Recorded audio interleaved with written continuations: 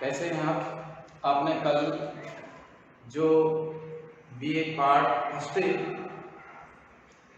का जो वीडियो देखा था जिसमें भारतीय राष्ट्रवाद का चरण हम पढ़ रहे थे और उसमें जो राष्ट्रवाद के उदय और राष्ट्रवाद के चरणों पर हमने विस्तार से चर्चा की और सरल से सरल शब्दों में उसको स्पष्ट करने का प्रयास किया।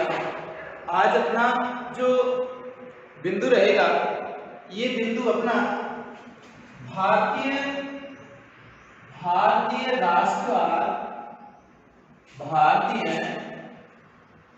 राष्ट्रवाद के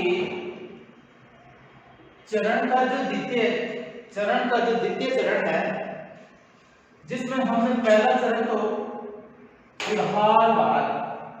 उदारवादियों का युग, इसका हमने अच्छी तरह से अध्ययन कर लिया था।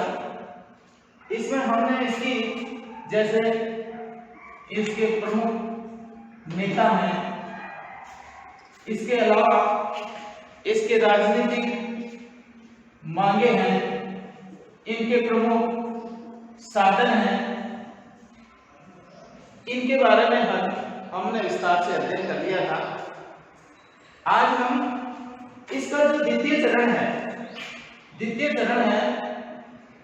उग्रवाद, और उग्रवाद 1906 से लेकर 1919 तक चला।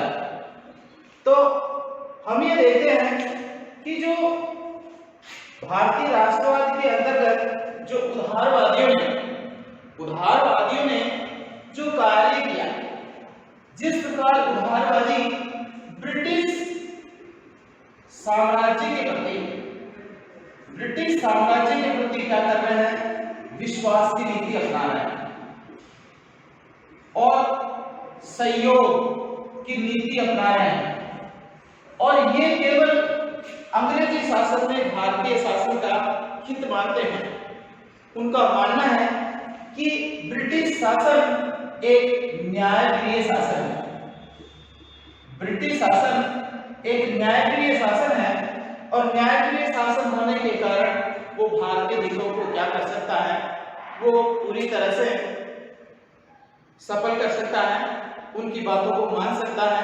लेकिन इनकी बातों को पूरी तरह से जो हमारे जो नवयुवक थे, जिन्होंने क्या किया कि उदारवादियों की नीति के प्रति जो उन्होंने एक योजना अपनाई थी, जो साधन अपनाए थे, उन्होंने जिस ब्रिटिश सरकार से जो राजनीतिक अधिकार हैं, राजनीतिक अधिकारों की जो प्राप्ति करना चाह रहे हैं, इसके साथ साथ उन्होंने जो साधन अपनाए हैं, क्रमिक साधनों के माध्यम से क्रमिक सुधारों पर जो बल देने की जो नीति अपनाई जा रही है, और संवैधानिक साधनों के माध्यम से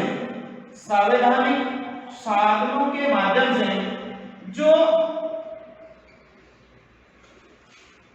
परिवर्तन की मांग की जा रही है, इस प्रकार की नीति से भारतीय राष्ट्रीय जो कांग्रेस थी, इस कांग्रेस के अनेक जो युवा थे वो असहमत है, क्योंकि ये जो संवैधानिक नीति उन्होंने अपनाई थी वो याचना पद्धति की थी, प्रार्थना पत्रों के माध्यम से अपनी मांगे मनवाने की थी।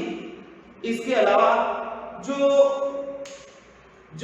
शिष्टमंडल भेज करके अपनी मांगे मनवाना चाह रहे थे, समाचार पत्रों के माध्यम से अंग्रेजों तक अपनी बात रखने की बात कर रहे थे। तो ये सारी जो बातें थी, ये केवल संवैधानिक तरीके से और क्रमिक सुधार के माध्यम से की जा रही थी। लेकिन इसी के अंतर्गत जो कांग्रेस का जो एक युवा वर्ग था, वो युवा वर्ग इन उदारवादियों की नीति से क्या था, पूरी तरह से असहमत था। इस पूरी तरह से असहमत होने की नीति के कारण उन्होंने एक नए तरीके से एक संगठन का निर्माण कर उदारवादियों से अलग नीति अपनाकर राष्ट्रवाद की ओर अग्रसर होने का प्रयास किया, जिनको हम उग्रवादियों के नाम से जाना जाता है।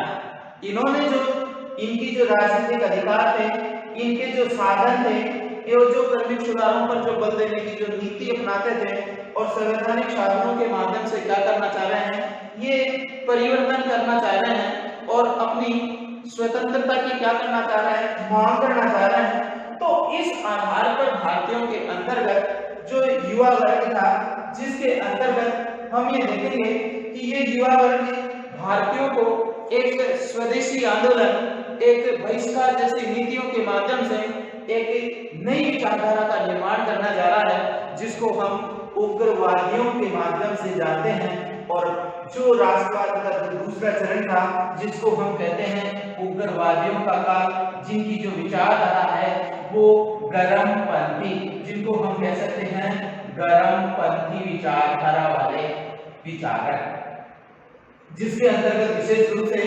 लाल, बाल और पाल, ये संयुक्त तीन की टिकड़ी है।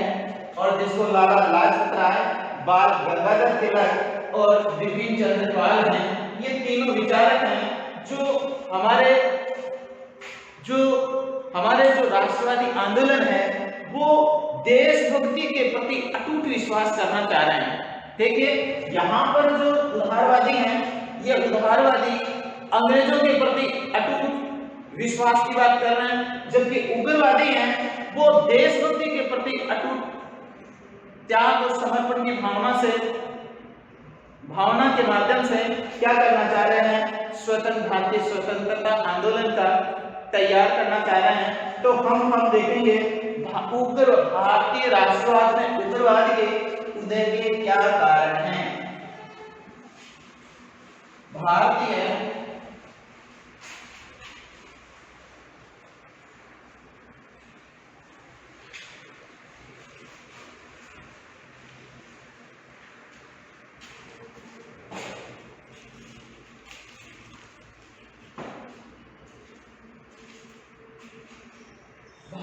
राष्ट्रवाद के चरण में उग्रवाद के उदय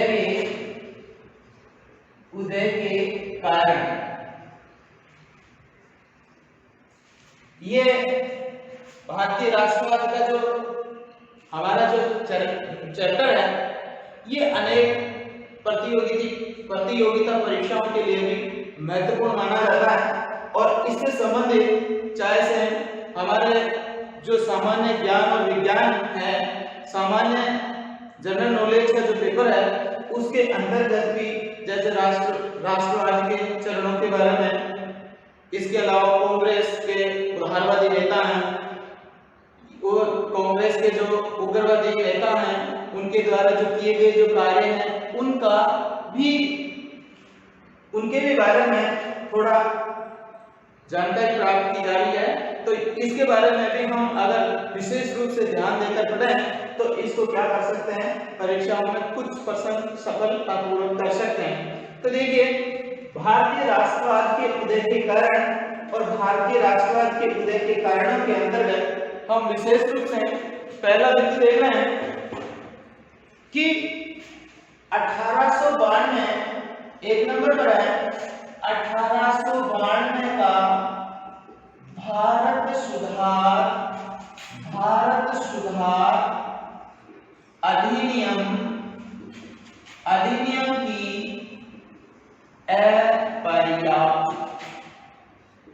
अपर्याप्तता। देखिए, भारतीय राष्ट्रवाद में उग्रवाद का उदय होने के पीछे सबसे बड़ा आधार उदारवादियों के प्रति उत्पन्न असंतोष है। उदारवादियों के प्रति उत्पन्न असंतोष है। और इस असंतोष में कौन कौन सी विशेष रूप से बातें आ रही हैं? इस असंतोष में मुख्य रूप से ये आ रही हैं कि जो उन्होंने क्रमिक सुधार पर बल दिया।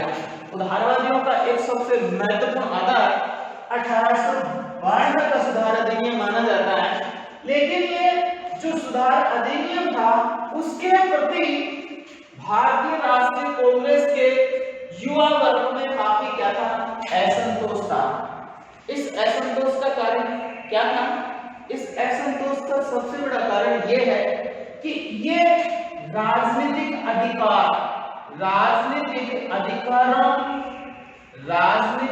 अधिकार की मांग के लिए प्रस्तुत अधिनियम था। लेकिन इस अधिनियम के अंतर्गत भारतीयों को किसी भी प्रकार के कोई भी अधिकार नहीं दिए गए। पहली बात, भारतीयों को राजनीतिक अधिकार नहीं दिए गए, और साथ साथ ये जो संवैधानिक संस्थाएं थी, संवैधानिक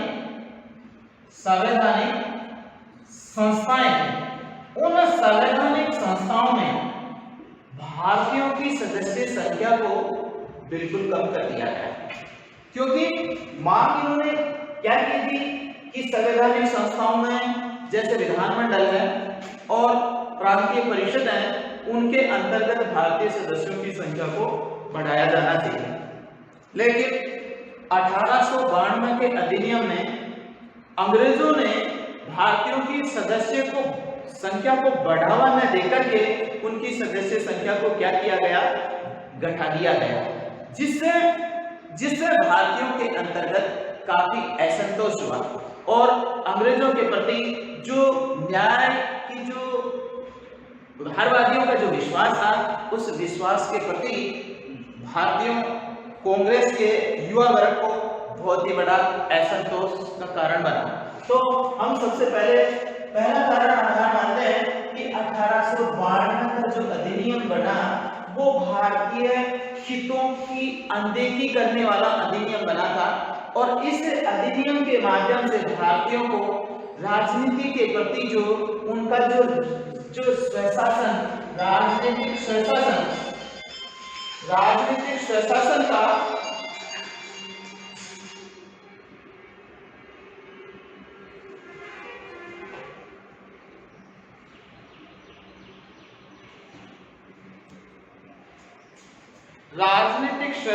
का जो क्या था, लक्ष्य था, उस लक्ष्य को प्राप्त करने में बहुत बड़ी समस्याओं का सामना करना पड़ा था।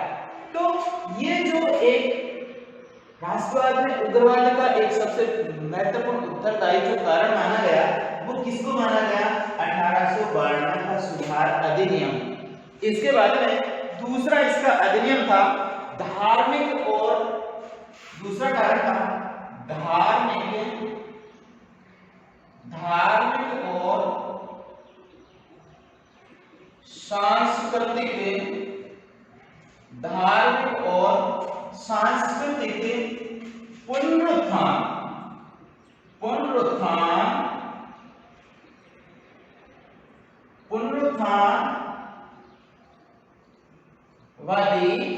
पुनरुत्थानवादी पुनर्जागरण।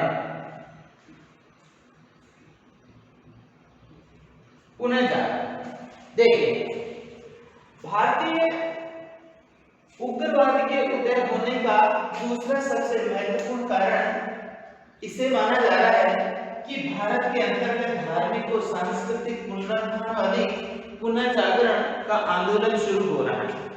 आपको पता है कि उदारवादी अंग्रेजों की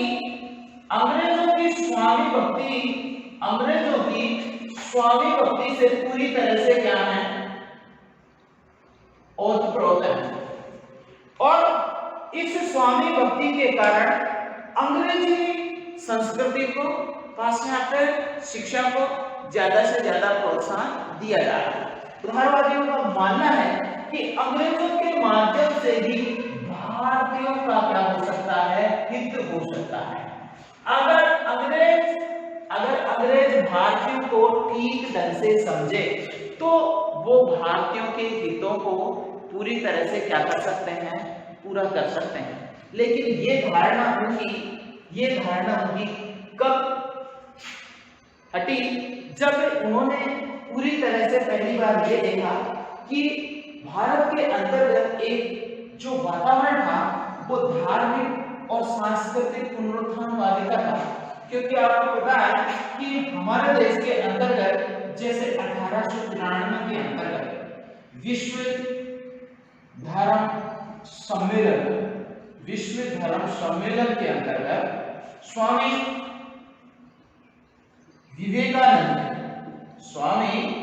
विवेकानंद ने पूरे विश्व को भारतीय जो दर्शन है और भारतीय दर्शन में भी जो हिंदुत्व की अवधारणा है, हिंदुत्व है, उससे बहुत ही ज्यादा क्या किया गया था, प्रभावित किया था। और इसके माध्यम से पूरे विश्व के अंतर्गत हिंदू धर्म के प्रति एक बहुत बड़ी श्रद्धा और महत्वपूर्ण प्रभाव बढ़ाने में एक आधारशिला तैयार की है। तो अरविंद घोष ने भी ये कहा, अरविंद घोष जो भारतीय हिंदुत्व संस्कृति के सबसे बड़े प्रबल समर्थक हैं, उन्होंने ये कहे कि हम हिंदुत्व के आधार पर हमारी स्वतंत्रता को प्राप्त कर सकेंगे। इसलिए हमें पूरी तरह से क्या करना है, हिंदुत्व संस्कृति के आधार पर हमारी जो संस्कृति है उसके अंतर्गत जो सबसे बड़ा जो स्वधर्म यानी कर्तव्य पालन, स्वधर्म और कर्तव्य पालन, इस स्वधर्म और कर्तव्य पालन को ध्यान में देते हुए नैतिक मूल्यों की जो धारणा है, उस नैतिक मूल्य की धारणा को आगे बढ़ाने का एक बहुत बड़ा आधार तैयार किया गया है। तो उग्रवादी जो राष्ट्रवाद है वो भारतीय सभ्यता और संस्कृति से बहुत ही ज्यादा प्रभावित था। वो अंग्रेजी संस्कृति के प्रति बहुत ही ज्यादा हेय दृष्टि से देखता था, क्योंकि अंग्रेज भी भारतीय संस्कृति को हेय दृष्टिकोण से देखते थे। और उदारवादी केवल पाश्चात्य शिक्षा से ज्यादा प्रभावित थे, जबकि हमारे उग्रवादी दर्शन के जो नेता थे वो ज्यादातर हमारे भारतीय और हिंदुत्व संस्कृति से ज्यादा प्रभावित होने के कारण वो हमेशा क्या करना चाह रहे हैं कि इस संस्कृति के आधार पर जो एकता और अखंडता का जो वातावरण तैयार किया, जो सांस्कृतिक और पुनरुत्थानवादी आंदोलन तैयार किए, जिसके अंदर राजा राममोहन राय है, स्वामी विवेकानंद है, स्वामी दयानंद सरस्वती है और स्वयं जो बाल गंगाधर तिलक है, उन्होंने भी सांस्कृतिक पुनरुत्थानवादी आंदोलन की प्रेरणा बनकर के जैसे महाराष्ट्र में गणपति उत्सव और शिवाजी उत्सव जैसे कार्यक्रमों का आयोजन किया, जिसके अंतर्गत संस्कृति के आधार पर भारतीयों के अंतर्गत एक बहुत बड़ी उत्साह और जो अखंडता का जो वातावरण है वो तैयार हुआ, जो भारतीय एकता और अखंडता का सबसे बड़ा आधार तैयार होता है। तो भारतीय संस्कृति के अंतर्गत सबसे बड़ा जो आधार था धार्मिक और सांस्कृतिक पुनरुत्थानवादी आधार। इसके अंतर्गत हम देख सकते हैं कि सांस्कृतिक पुनरुत्थान के अंतर्गत जो राजा राममोहन राय है, उन्होंने जो ब्रह्म समाज की स्थापना की है। इसके अलावा स्वामी दयानंद सरस्वती है, उन्होंने जो आर्य समाज की स्थापना की है, उस अनेक संस्थाओं का जगह जगह पर इस प्रकार का वातावरण और जन जागृति फैला करके भारतीय संस्कृति के प्रति इन लोगों को आकर्षित करके और जो एक जन आंदोलन तैयार किया है, जो जन आंदोलन भारतीय उग्रवाद के उदय होने के प्रमुख कारणों में माना जाता है। अब उसके बाद में हम देखना है प्राकृतिक प्रकोप।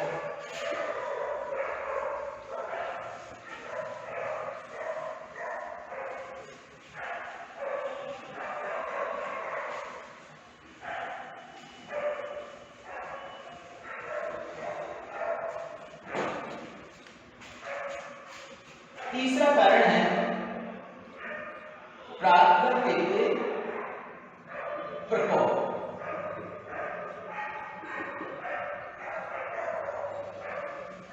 भारतीय उग्रवाद के उदय होने का सबसे बड़ा तीसरा उत्तरदायी जो कारण है वो प्राकृतिक प्रकोप है।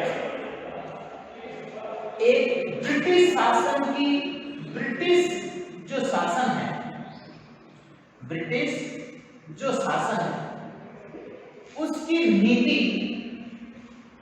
नीति पूरी तरह से भारतीयों को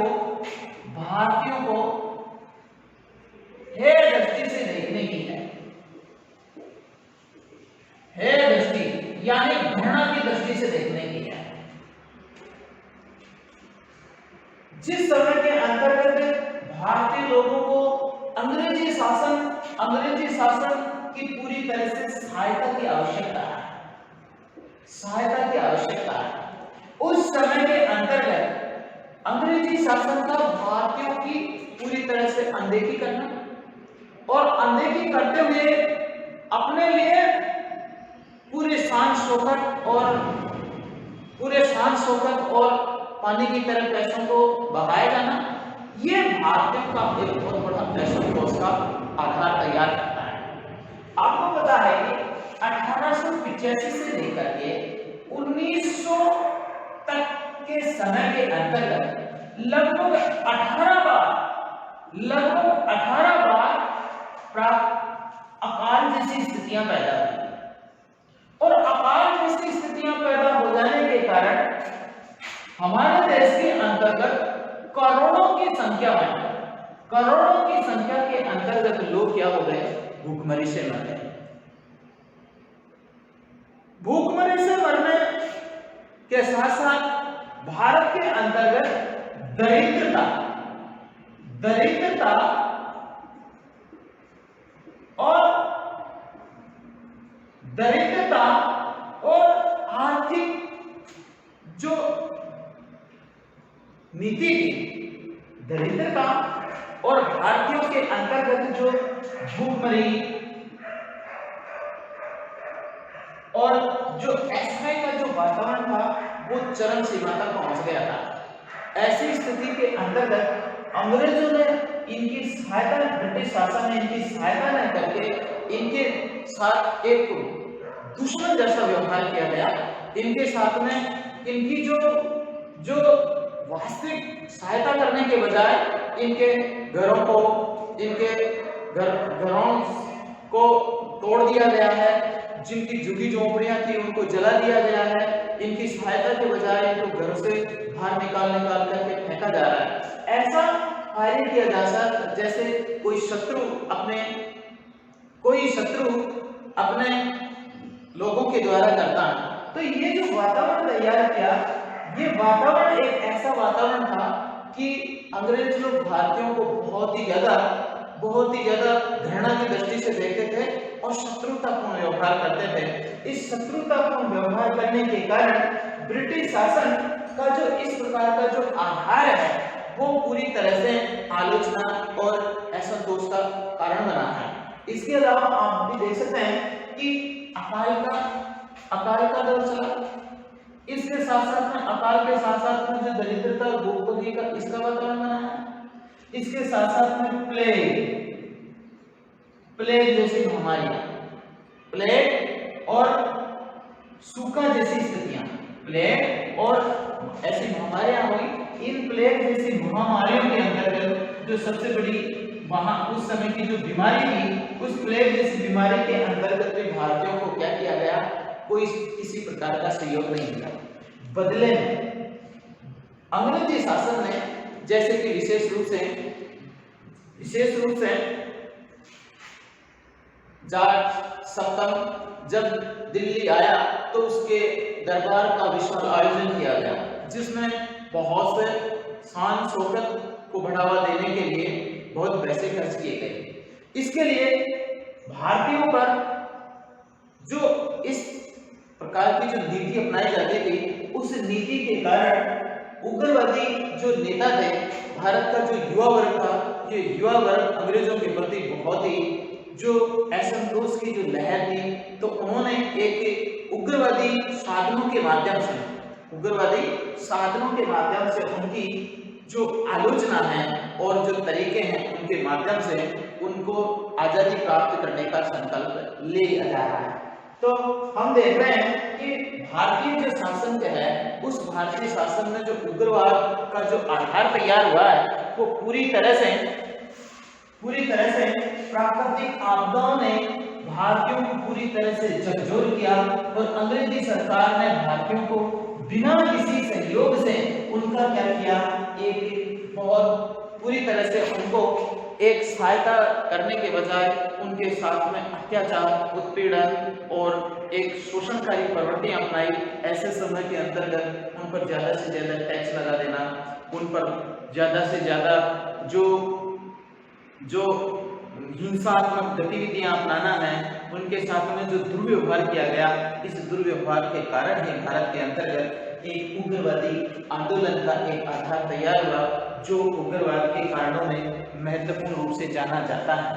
इसके साथ में जो चौथा सबसे बड़ा कारण है, वो चौथा कारण है आर्थिक असंतोष। आर्थिक असंतोष। भारतीय राष्ट्रवाद के उदय का आगामी उत्तरदायी कारण आर्थिक असंतोष को माना जाता है। क्रांति का सबसे बड़ा कारण दरिद्रता व आर्थिक असंतोष होता है। क्रांति का सबसे बड़ा कारण दरिद्रता और असंतोष होता है। आर्थिक असंतोष का सबसे बड़ा कारण यह है कि ब्रिटिश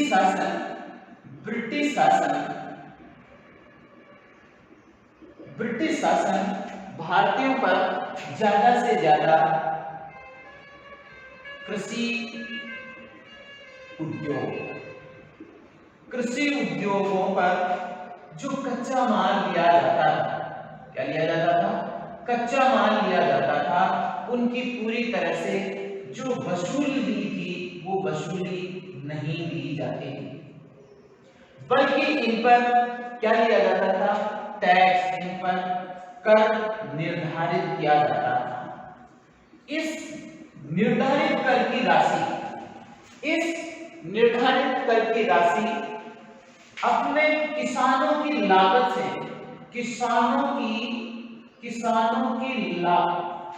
लागत से बहुत ज्यादा हुआ करते थे। किसानों की लागत से बहुत अधिक हुआ करते थे और अधिक होने के कारण ये जो किसान थे वो अंग्रेजी शासन को उतना टैक्स नहीं दे पाते थे। इतना टैक्स नहीं दे पाने के कारण ये ब्रिटिश शासन किसानों पर कोई भी रियायत नहीं दे पाता था और रियायत न देने के बजाय उन पर ज्यादा से ज्यादा उनकी जो भूमि थी उस भूमि को भी क्या कर लिया जाता था? हड़प लिया जाता था। साथ में जो किसान बेघर हो जाते थे, बेरोजगार हो जाते थे और जिनसे उनकी क्या हो जाती थी? आर्थिक दुर्दशा हो जाती थी। इससे उनकी जो बदहालत थी वो बहुत ही ज्यादा जो दुर्भावनाओं से ग्रसित थी। इसके कारण किसानों पर जो अत्याचार हुआ। इसके अलावा हम ये देख सकते हैं कि ऐसे समय के अंतर्गत जो प्राकृतिक आपदाएं, ऐसे समय के अंतर्गत क्या आई? प्राकृतिक आपदाएं। ये प्राकृतिक आपदाएं विशेष रूप से जैसे प्राकृतिक आपदाओं के अंतर्गत हमने अभी पहले वाले टॉपिक में पढ़ा कि जैसे अकाल पड़ जाता था, महामारी आ जाती थी और सूखा पड़ जाता था और ऐसे स्थिति के अंतर्गत किसानों के द्वारा उन पर टैक्स चुकाना भी बड़ा मुश्किल का हो जाता था।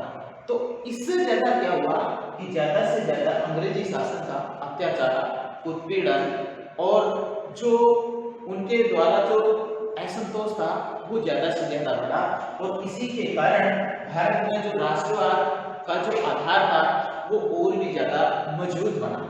यहाँ उदारवादी इस प्रकार की नीति से अंग्रेजों की न्यायप्रियता पर और अंग्रेजों के शासन को वरदान मान रहे थे। तो ऐसे के अंतर्गत एक जो युवा वर्ग का आलोचक बनकर के अंग्रेजी शासन का पूरी तरह से क्या बना, आलोचक बना और भारत में उग्रवाद का एक वातावरण तय किया गया। उसके बाद में क्या,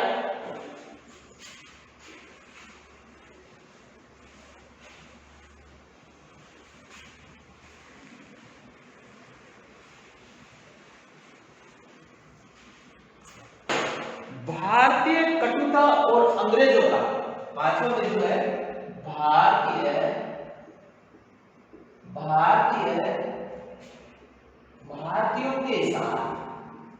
भारतीयों के साथ कटुता व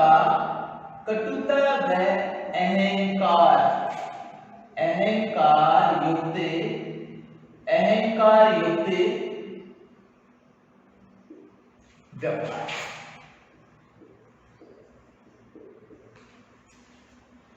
उग्रवाद के उदय होने के दूसरा पांचवा सबसे महत्वपूर्ण कारण क्या था कि ब्रिटिश लोगों के द्वारा, ब्रिटिश शासन के द्वारा भारतीयों के साथ कटुता और अहंकारपूर्ण व्यवहार किया जाता था। अनेक भारतीय लोगों की तुलना में एक अंग्रेज को ज्यादा सर्वश्रेष्ठ माना जाता था। वो हमेशा हर जगह भारतीयों का अपमान करते थे। भारतीयों का क्या करते थे? अपमान करते थे। और भारतीयों को अपमान के अंतर्गत ये कहा करते थे कि भारतीय शासन के योग्य ही नहीं है,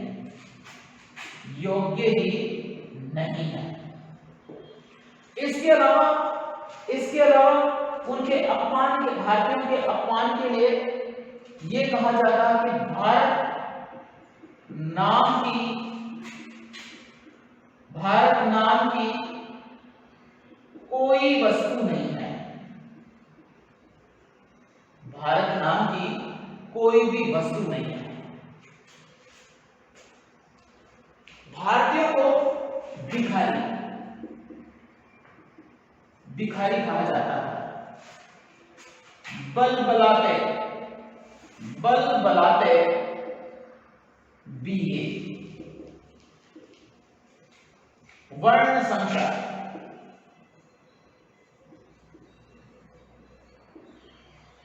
निग्रो,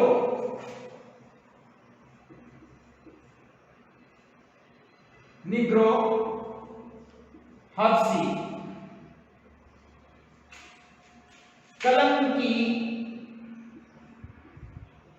कलंकी जाति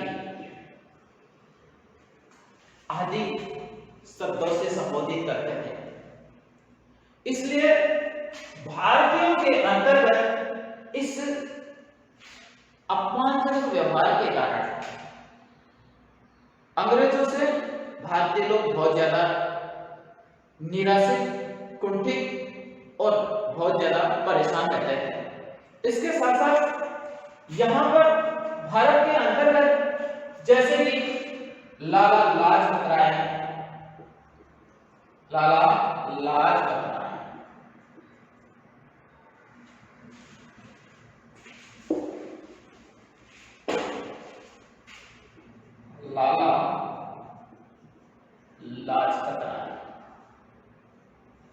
बाल गंगाधर तिलक,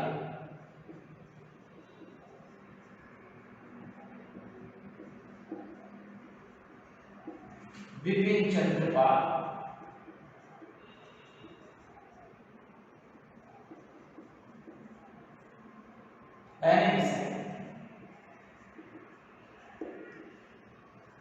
इन सबके द्वारा क्या किया गया, इस अंग्रेजी नीति का विरोध किया गया।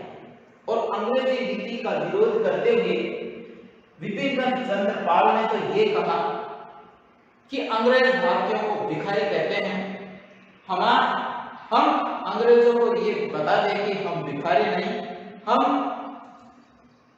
भिखारी जिस जो अंग्रेज भिखारियों से सबसे ज्यादा घृणा करता है वो भिखारी नहीं, वो आपको भिखारी होने का क्या कर सकता है, एहसास करा सकता है।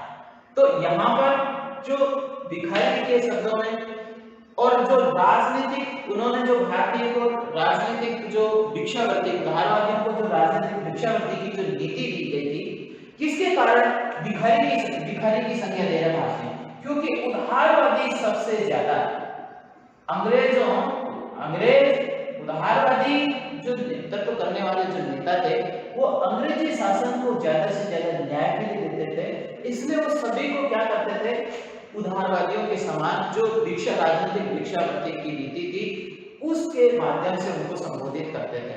लेकिन इसका विरोध उग्रवादियों ने किया और उग्रवादियों ने इसका विरोध करके सभी भारतीयों को एक अखंड राष्ट्रवादी की लहर तैयार करके अंग्रेजों के खिलाफ एक बहुत ही एक खतरनाक एक वातावरण बनाया गया जिसे अंग्रेजी शासन के खिलाफ क्या किया जा सके, विद्रोह किया जा सके।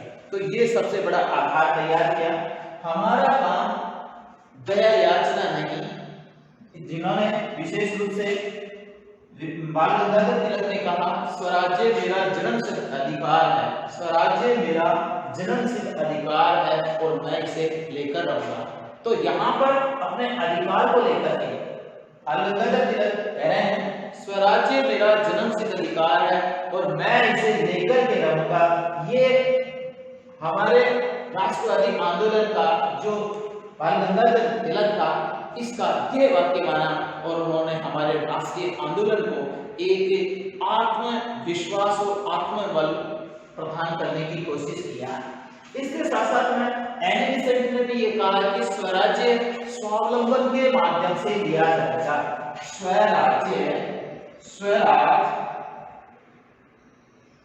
स्वावलंबन के माध्यम से ही प्राप्त किया जाएगा।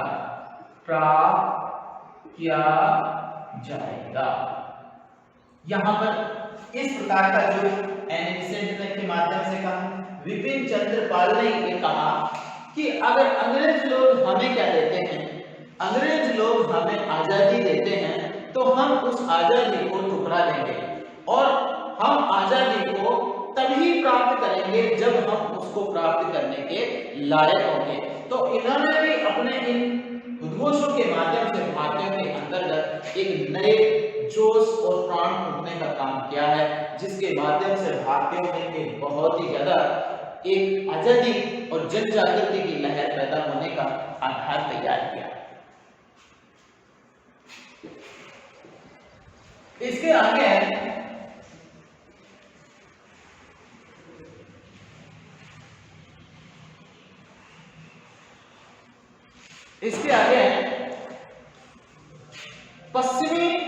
पश्चिम के क्रांतिकारी विचारों का प्रभाव।